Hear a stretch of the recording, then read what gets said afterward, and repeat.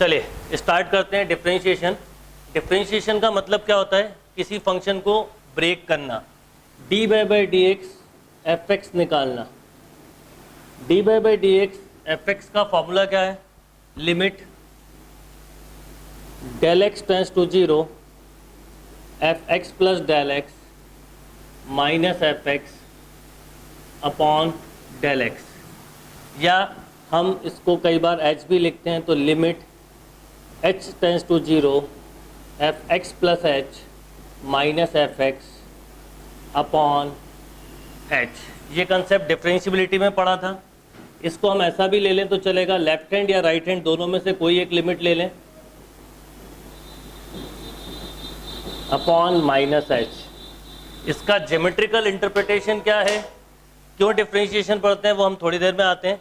पहले हम basic differentiation का समझते हैं कि डिफरेंशिएशन मतलब किसी फंक्शन को ब्रेक करना और इंटीग्रल मतलब फंक्शन को ऐड करना।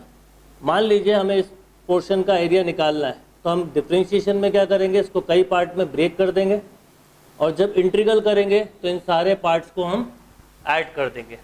तो डिफरेंशिएशन मतलब ब्रेक, इंटीग्रल मतलब ऐड, इसलिए इंटीग्रल को हम बोलते हैं anti derivative function.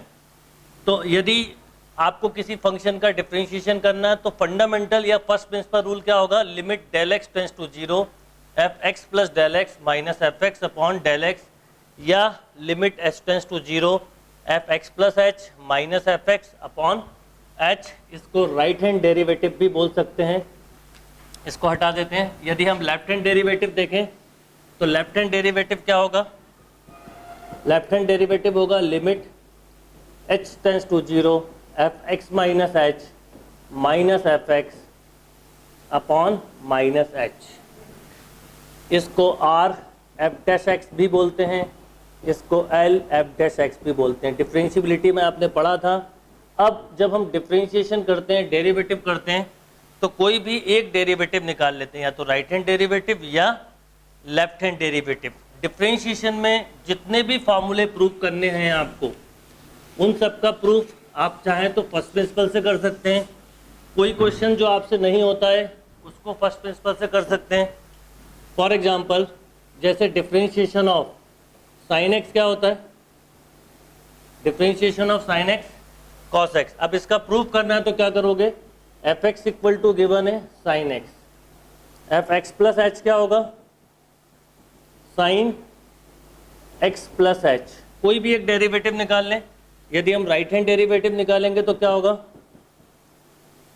Limit H tends to zero F x plus H minus F x upon h. ये वैल्यू पुटअप कर देते हैं, क्या आएगा?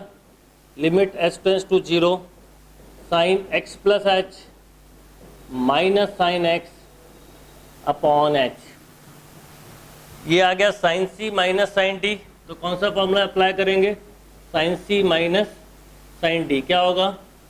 2 cos c plus d by two into sign c minus d by two. क्या हो जाएगा ये?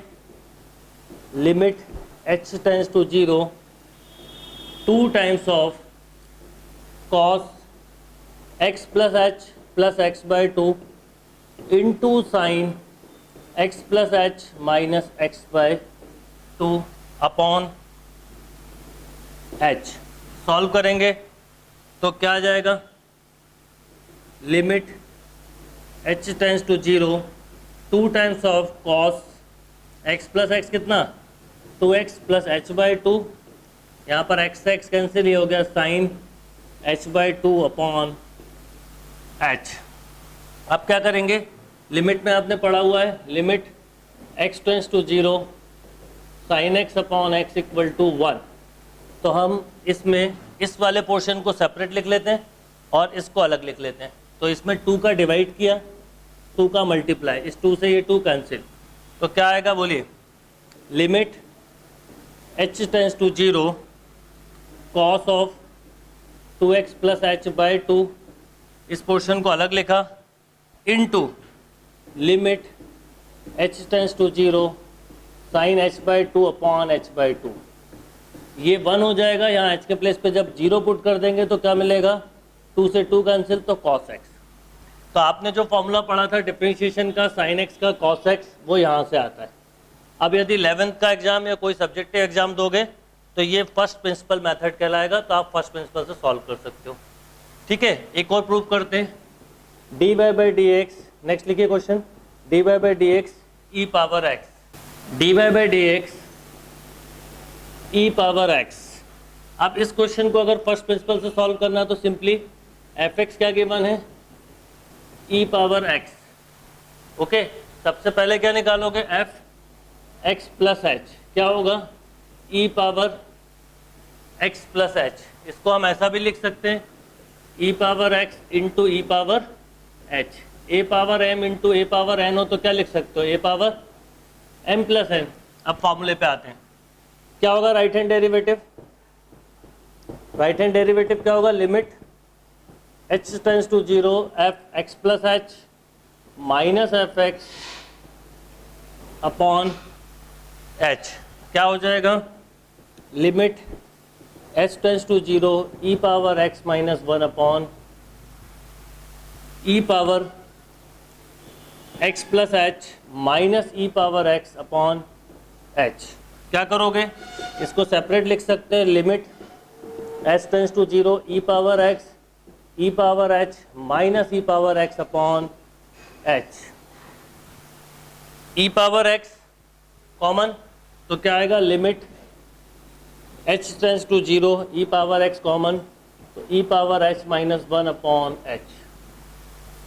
और ये हो जाएगा limit h tends to 0 e power x अलग लिख लीजिए, limit h tends to 0 e power h minus 1 upon h आप सेपरेट लिख लीजिए। अब लिमिट में एक फॉर्मूला पड़ा है, limit x tends to 0 e power x minus 1 upon x equal to होता है 1। यहाँ पर h है, ये भी h है, तो ये हो जाएगा 1, या x के प्लेस पे 0 रख दी आप। अच्छा, ये जनरल प्रूफ कर रहे हैं हम, तो यहाँ पर ये ई पावर x ही रहेगा क्योंकि कांस्टेंट हो गया, और यहाँ पर ये हो जाएगा 1। तो फाइनल रिजल्ट क्या मिला, ई पावर x। इसलिए dy by D x e power x क्या होता है, ई पावर x। एक दो फॉर्मूले और प्रूव करते हैं फिर आगे बढ़ते हैं। dy by D x x power n, क्या फॉर्मूला होता है, n times of x power n minus 1। यदि इसका प्रूव करना तो क्या करेंगे, गिवन क्या होगा आपको, f x equal to x power n। सबसे पहले निकालेंगे x प्लस एच, क्या होगा, x प्लस एच की होल पावर n। यस और नो। अब क्या करोगे, फॉर्मूला लेंगे, राइट हैंड डेरिवेटिव ले लेते हैं, बोलिए, limit h tends to 0 f x plus H minus F x upon h. क्या करोगे, limit h tends to 0 f x plus h हो गया, x प्लस एच की whole power n minus x power n upon h। इसके बाद इसको prove करने के लिए बाइनोमियल एक्सपेंशन की ज़रूरत पड़ेगी। तो a प्लस बी की होल पावर n का फॉर्मूला क्या होता है, a power n n c 1 a power n minus 1 b and so on. तो यहाँ पर हम इसको क्या लिखेंगे, देखिए, limit h tends to 0 x power n, next term होगा n time n c 1 x power n minus 1 into बोलो h plus n c 2 x power n minus 2 h square and so on minus x power n upon h। अब क्या करोगे, x power n से x power n cancel कर दोगे आप, तो आपको मिलेगा limit h tends to 0 n c 1 x power n minus 1 h plus n c 2 x power n minus 2 h square upon h। Next step में h का सारे टर्म में डिवाइड करेंगे। जब h का सारे टर्म में डिवाइड करेंगे तो यहाँ h खत्म हो जाएगा, रिमेनिंग में h की हायर पावर रहेंगी। तो क्या मिलेगा, लिमिट h टेंड्स टू 0, बोलिए, x NC1 की वैल्यू होती है n into x power n minus 1 बचा, h कैंसिल हो गया।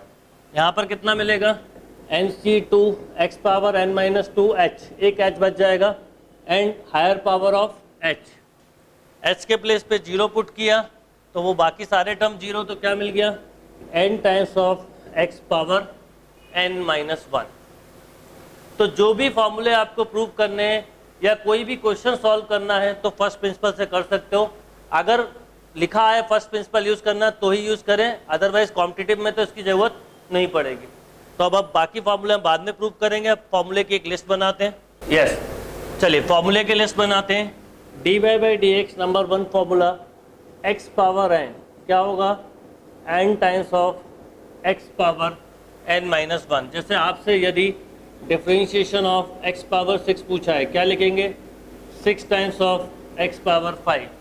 डिफरेंशिएशन ऑफ x पावर 18 पूछा है, क्या लिखोगे, 18 x power 17। dy by D x x power 7/3 है तो क्या हो जाएगा, 7/3 इंटू एक्स की पावर 7/3 माइनस 1, 7/3 इंटू एक्स की power 4/3।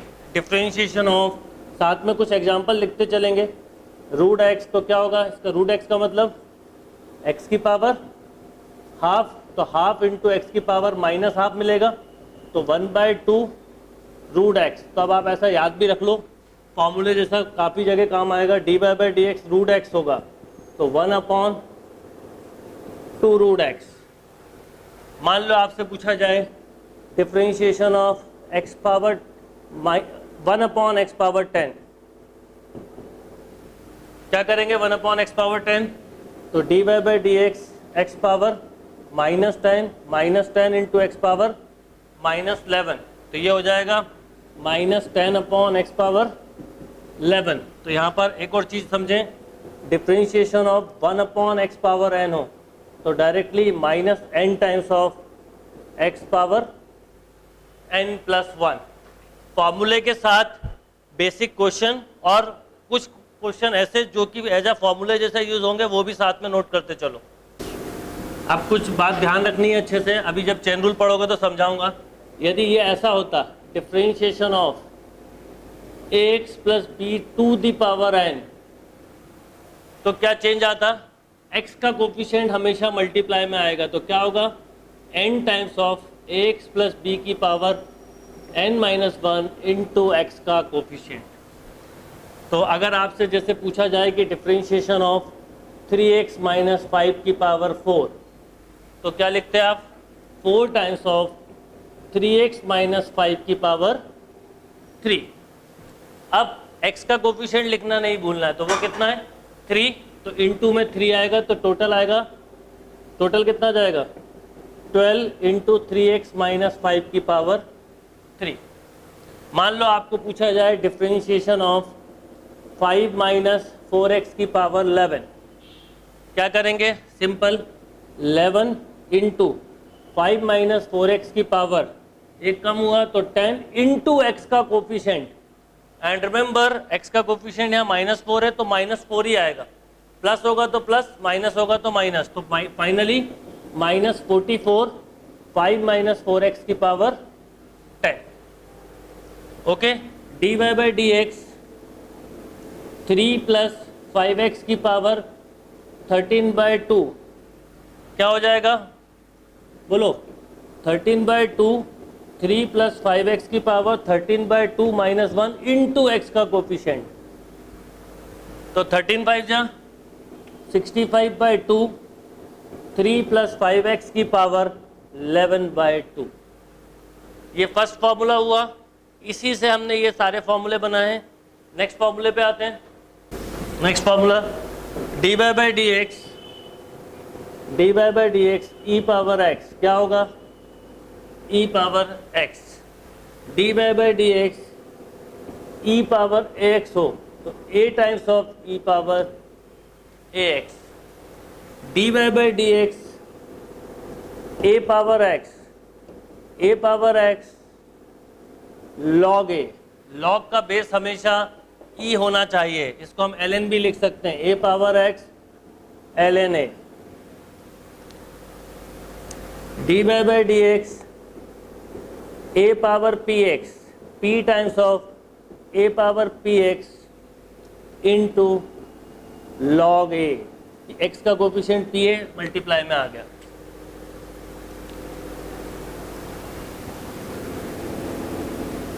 Next differentiation of log x, कुछ नहीं दिया तो बेस ई होगा, क्या होगा 1 बाय एक्स।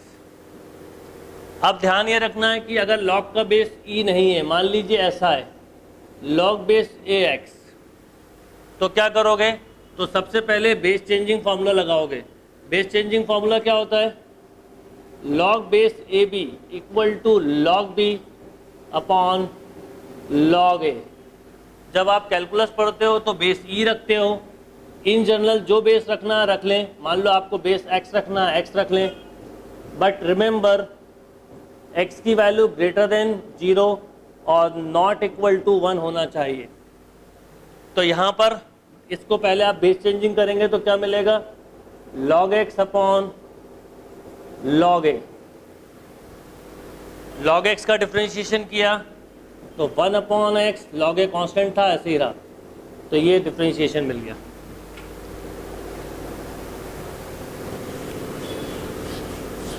तो अब ध्यान क्या रखना है आपको कि अगर simply differentiation of log x दिया है तो 1 बाय एक्स, और differentiation of log base ax दिया हुआ है तो कितना होगा 1 upon x log a, 1 upon x log a।